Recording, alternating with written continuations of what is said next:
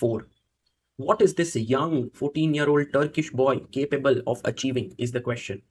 His rating is 2658, Sicilian by Pragg. And by the way, Pragg is still searching for his first win in this tournament, which goes to show that he is not in his best shape. Knight c6. And will Yaz play the open Sicilian with d4 or will he go for the Rosolimo? He goes for the Rosolimo here with bishop to b5. And Pragg plays e6. The idea of this move is to get the knight to e7, kick the bishop away.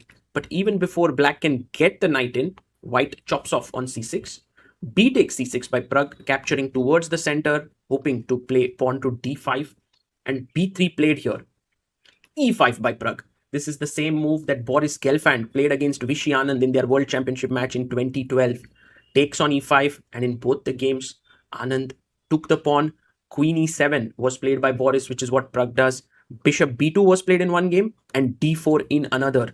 Let's see what Yaz chooses. He goes bishop b2 and now d6 is one of the main moves here, but f6 played by Pragg. Now this would surely come as a surprise to Yaz, which is why he starts to think and he comes down to 1 hour 32 minutes. Look at the position carefully now. Black has recovered the pawn, but all the pieces remain underdeveloped. Meanwhile, white is ready to castle, get the knight out to c3 with a tempo, and Pragg is essentially saying that I'm banking on my bishop pair and my center control to be able to fight against your lead in development. That's just amazing. Knight comes to e7, blocking the e file here. Knight to c3, attacking the queen on e4. The queen has to move away, but where exactly? He goes queen h4. Maybe Pragg is still in his preparation. Yaz does feel it that he should be better here. He goes rook e1, but the amount of time he's taking is huge. Pragg already has 1 hour 10 minutes time lead. King f7 played and queen to f3, putting pressure on the d5 pawn.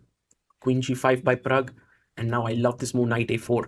He's attacking c5. He's ready to play bishop a3.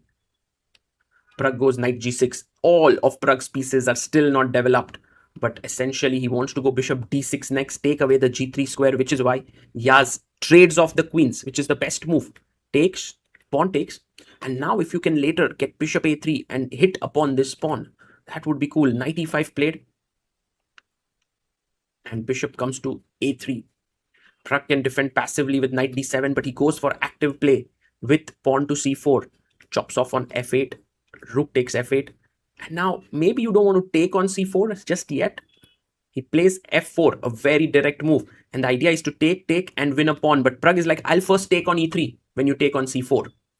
So Pragg slowly and steadily is equalizing here. He takes on c4, knight takes e3 I guess is a must, because if you take here I'll take on c4, so knight e3 taken. Rook takes e3. Somehow Pragg has magically caught up in development. Now you take here on c4, get your bishop out, get your rook to b8, the other rook to d8, put pressure here. But one thing is for sure, white, oh, he goes knight b2. I was wondering if you could go knight c5, but then rook d8 and putting pressure on d2. So knight b2, bishop e6 by Pragg. And Yaz was 16 minutes on the clock to make 18 more moves, goes rook a e1. He's putting pressure on the e6 pawn.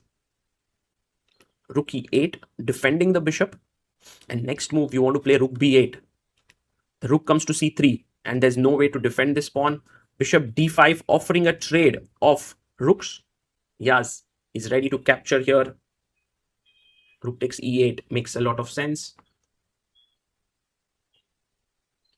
He's going to the rook, takes it. Pragg takes it back, rook takes e8. And now if knight takes c4, you have rook e2 coming in. So he takes it, rook e2, attacking g2.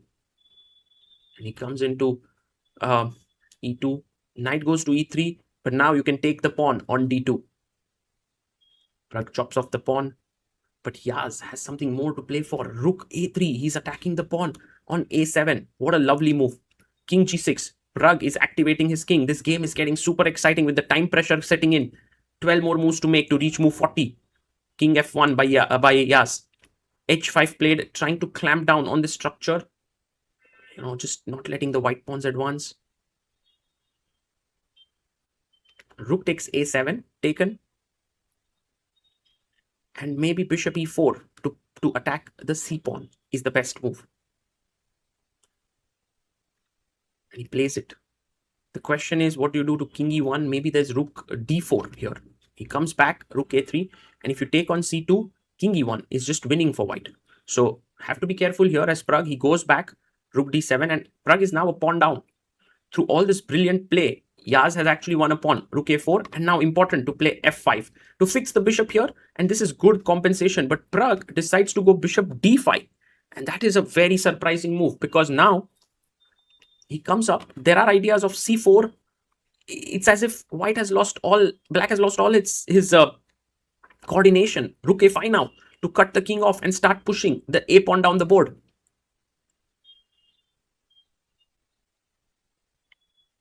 And rook a5 has been played.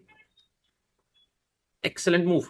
King h6 and a4. Maybe even a3 to be calmly starting off. Yes, a3 played. Yaz Khan Erdogmus is winning here. Bishop g4 check, and now you take the bishop. Take, and play a4, and this is a winning endgame for white.